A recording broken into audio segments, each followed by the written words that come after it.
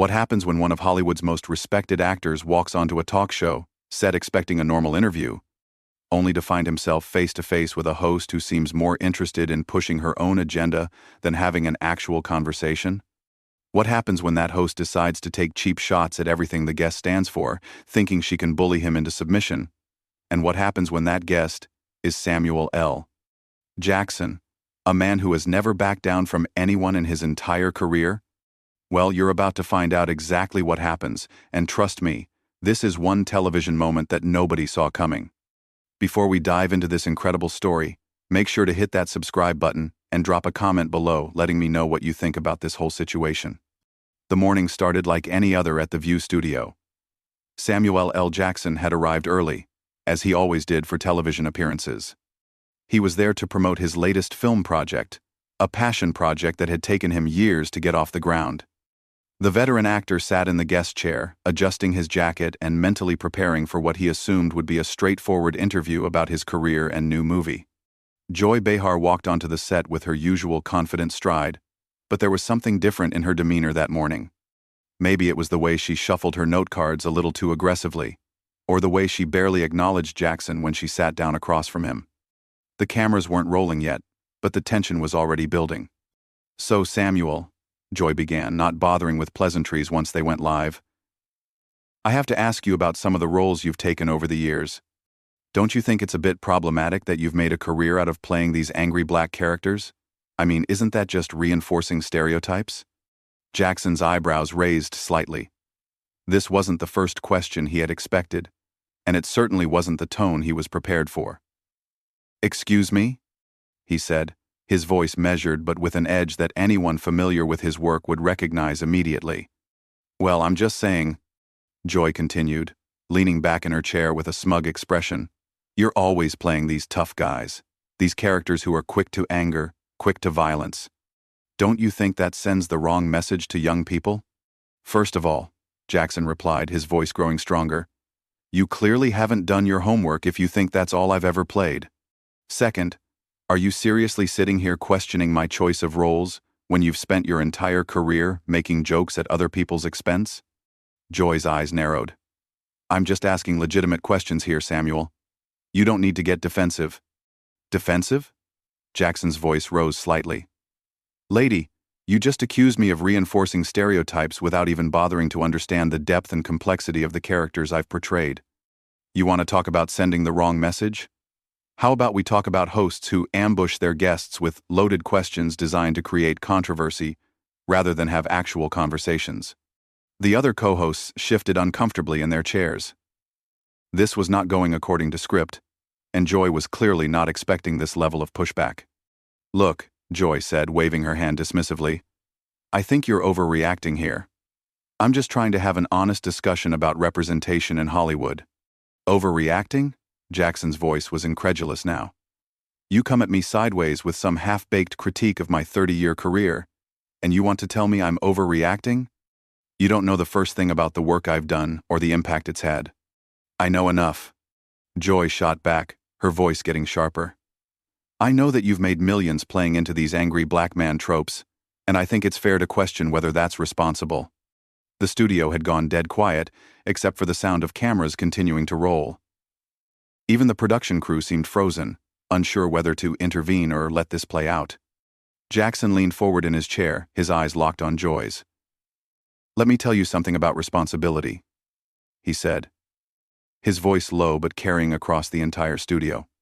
"I've spent my entire career trying to bring dignity and complexity to every character I've played, regardless of what that character looked like on paper. I've worked with directors and writers to make sure that even when I'm playing someone who's angry, there's a reason for that anger, there's humanity behind it. But don't you see how that contributes to—" Joy began, but Jackson held up a hand. "I'm not done talking," he said firmly. "You want to question my responsibility? Let's talk about your responsibility as a host. Did you do any research before I came on here today? Did you watch any of my recent films? Did you read any interviews where I've talked about my approach to character development? Or did you just see my name on the booking sheet and decide you were going to try to score some cheap points by putting me on the defensive?" Joy's face was flushed now. "I don't have to sit here and be lectured by you about how to do my job. And I don't have to sit here and let you mischaracterize my entire career, Jackson fired back. But here we are. The tension in the room was palpable. What had started as a routine interview had devolved into something much more personal, much more intense. Joy was clearly rattled, but she wasn't backing down. Fine, she said, her voice tight with barely controlled anger. Let's talk about your latest movie then. Another action film where you're running around with guns, right? More of the same? Jackson's jaw tightened. You really didn't do any research, did you? My latest film is a drama about a father dealing with loss and trying to reconnect with his estranged daughter. There are no guns, no explosions, no angry black man, anything. It's a quiet, contemplative piece about family and forgiveness. Joy blinked, clearly caught off guard. For a moment, it looked like she might apologize or change course, but instead, she doubled down. Well, regardless of this one film, she said, you can't deny that the majority of your career has been built on a certain type of character. The majority of my career, Jackson said slowly, has been built on my ability to bring truth and authenticity to whatever role I'm playing. Whether that's a action hero, a dramatic lead, a supporting character, or even a voice in an animated film. You're trying to reduce decades of work down to a single stereotype, and frankly, it's insulting. The word insulting hung in the air like a challenge. Joy's face had gone from flushed to pale, and then back to red again. She was clearly not used to guests who pushed back this hard, and it was showing. Insulting? She repeated, her voice rising to match his intensity. You know what I think is insulting? I think it's insulting that someone with your platform and influence chooses to perpetuate harmful images, instead of using that power to uplift your community. Jackson's laugh was sharp and humorless. My community? Lady, you don't know anything about my community or what I've done for it. You want to talk about using my platform?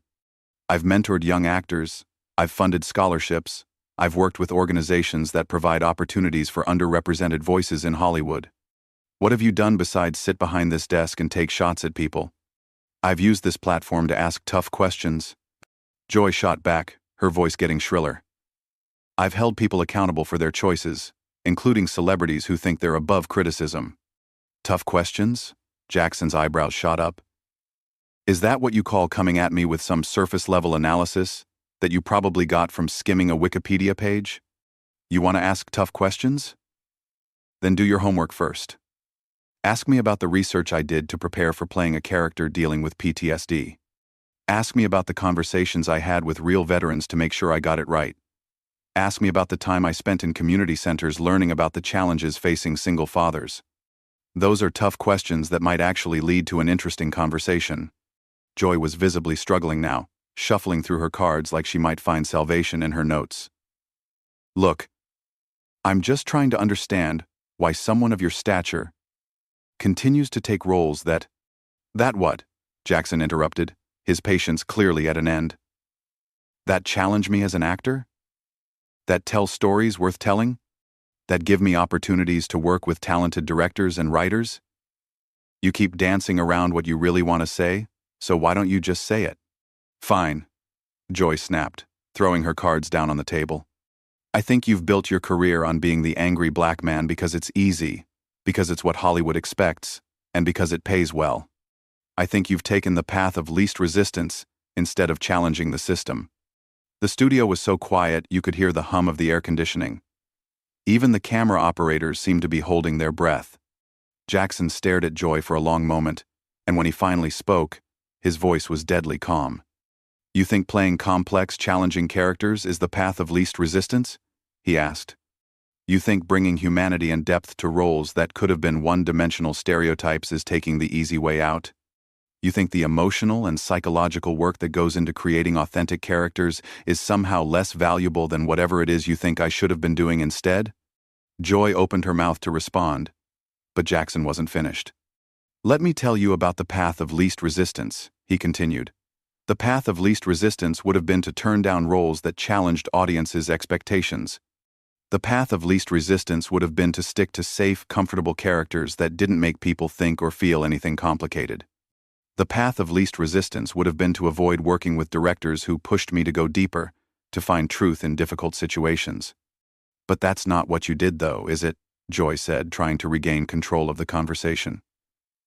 You took the roles that played into existing stereotypes. You're not listening, Jackson said, his frustration evident. You're so committed to your narrative that you're completely ignoring what I'm trying to tell you. Yes, I've played characters who were angry. Do you know why they were angry? Because they had every right to be. Because the stories demanded that anger. Because real people in those situations would be angry, and pretending otherwise would be dishonest. Joy leaned forward aggressively. So you're saying that anger is the appropriate response? That violence is justified? Joe. I'm saying that complex human beings have complex emotions, Jackson replied. I'm saying that reducing someone's anger to a stereotype ignores the very real circumstances that might cause that anger. I'm saying that dismissing those emotions as problematic without understanding their context is exactly the kind of shallow thinking that keeps real issues from being addressed. So now I'm shallow? Joy's voice was getting louder, more defensive. Your analysis of my work? Yeah, it's incredibly shallow, Jackson said without hesitation. You've taken 30 years of carefully crafted performances and reduced them to a single talking point that you probably heard someone else make. You haven't engaged with the actual content. You haven't considered the artistic choices. You haven't thought about the impact these stories have had on audiences. Joy was clearly losing her composure now. I don't need to be an expert in your filmography to point out obvious patterns. But you do need to be accurate, Jackson countered. You do need to be fair. You do need to actually understand what you're criticizing before you level accusations. And you've failed on all 3 counts. The other hosts were looking back and forth between Joy and Jackson, like they were watching a tennis match, but none of them seemed willing to intervene. This had gone far beyond what anyone had prepared for. You know what? Joy said, her voice tight with anger. I think this conversation proves my point perfectly. You're sitting here getting angry and aggressive, just like in your movies. Jackson's expression shifted to something that was almost amusement, but not quite. There it is, he said quietly. There's the real Joy Behar. When your argument falls apart, when you can't defend your position, you resort to personal attacks. You try to make the conversation about me being angry, instead of addressing the fact that you came completely unprepared for this interview. I'm not making personal attacks, Joy protested. You just accused me of proving your point by being angry and aggressive, Jackson pointed out. That's not engaging with my arguments. That's trying to dismiss them by attacking my character. It's exactly what people do when they know they're wrong but are too proud to admit it. Joy's jaw was clenched so tight it looked painful. I'm trying to have a serious conversation about representation in media. No, you're not, Jackson said firmly. You're trying to score points by taking shots at someone you thought would be an easy target. You came in here with a predetermined narrative and you're upset that I'm not playing along with your script. My script? Joy's voice was incredulous. Your script where I'm supposed to sit here quietly while you lecture me about my career choices, Jackson explained. Your script where I'm supposed to nod along while you reduce decades of work to convenient talking points. Your script where you get to be the enlightened host, educating the misguided celebrity. Joy was practically vibrating with anger now. That's not what I'm doing. Then what are you doing? Jackson asked. Because from where I'm sitting, it looks like you invited me here under false pretenses, so you could ambush me with criticism that you're not qualified to make. Joy's silence stretched for several uncomfortable seconds. Her mouth opened and closed like she was trying to find words that wouldn't come. Finally, she found her voice, but it was strained and defensive. I invited you here to promote your movie, she said, but even she didn't sound convinced by her own words. Did you? Jackson asked, tilting his head slightly. Because you haven't asked me a single question about the movie. You haven't asked about the story, the other actors, the director, the message we're trying to convey. Instead, you came at me with some half-baked cultural criticism that you clearly haven't thought through. Joy's face was getting redder by the second. I was providing context for the conversation. Context? Jackson's voice was sharp with disbelief. You call attacking my entire career providing context? You call reducing complex performances to stereotypes providing context? That's not context. That's ambush journalism at its worst. I am not ambushing you, Joy said through gritted teeth. Then what do you call it when you invite someone on your show under the pretense of promoting their work, then immediately launch into personal attacks about their career choices? Jackson asked. What do you call it when you clearly haven't done any research about their recent projects, but feel qualified to lecture them about their artistic decisions? Joy slammed her hand on the table, causing everyone in the studio to jump. I don't have to sit here and be talked to like this on my own show. And I don't have to sit here and be disrespected by someone who clearly has no interest in having an actual conversation. Jackson shot back, his own voice rising to match hers. You want to act like the victim now? You started this. You came at me sideways from the first question. I asked legitimate questions about your career, Joy insisted, her voice cracking slightly. Legitimate questions. Jackson's laugh was harsh. You want to know what a legitimate question would have been?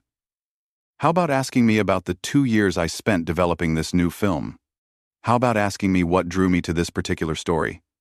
How about asking me about working with the director or the other cast members? Those are legitimate questions from someone who actually wants to learn something. Joy was visibly shaking now. Whether from anger or embarrassment, it was hard to tell. You're twisting everything I said. I'm responding to exactly what you said, Jackson corrected. You accused me of building my career on stereotypes. You suggested I was being irresponsible with my platform. You implied that I've taken the easy path. Those were your words, not mine. Because it's true, Joy blurted out, and immediately looked like she regretted saying it. Jackson leaned back in his chair and stared at her for a long moment. When he spoke, his voice was quieter, but somehow more intense. You really believe that, don't you? He said. You really think you understand my career better than I do? You think you understand the choices I've made, the work I've put in, the impact I've tried to have? You think 30 years of dedication to craft is something you can dismiss with a few talking points? I think, Joy said, her voice wavering, that people in your position have a responsibility to do better. Do better than what? Jackson asked. Do better than bringing complex characters to life? Do better than working with talented filmmakers to tell important stories? Do better than using my platform to create opportunities for other actors? What exactly should I have been doing differently? Joy opened her mouth, but no words came out. She looked around the table at her co-hosts. But they were all staring down at their own notes, clearly wanting no part of this confrontation. You can't answer that, can you? Jackson observed. Because you don't actually have a solution. You don't have constructive criticism. You just have complaints based on surface-level observations and assumptions. That's not true, Joy said weakly. Then tell me, Jackson challenged. Give me one specific example of how you think I should have handled a role differently. Name one performance, and explain exactly what you would have changed and why. Show me that you actually understand the work well enough to critique it. Joy's silence was deafening. She shuffled through her cards again, but they clearly weren't going to help her now. That's what I thought, Jackson said, shaking his head. You want to tear down what I've built, but you have no idea what you're tearing down, or what you'd put in its place. I don't have to have all the answers to point out problems, Joy said, but her voice lacked conviction. But you do have to understand what you're talking about if you want to be taken seriously, Jackson replied. You do have to do basic research before you level accusations against someone's life work. You do have to approach these conversations with good faith if you want them to be productive. Joy's composure finally cracked completely. Fine, you know what? Maybe you're right. Maybe I didn't prepare as well as I should have. But that doesn't give you the right to come on here and lecture me about how to do my job. I'm not lecturing you about how to do your job, Jackson said, his voice calm again. I'm defending myself against unfair attacks. There's a difference. Unfair? Joy's voice was shrill now. Everything I said was based on your actual filmography. Everything you said was based on a shallow misreading of my filmography, Jackson corrected. There's a difference between looking at the surface and actually understanding the depth underneath. Joy stood up abruptly, her chair rolling backward. You know what? I think we're done here. Jackson remained seated, looking up at her with an expression that was equal parts disappointment and resignation. Are we?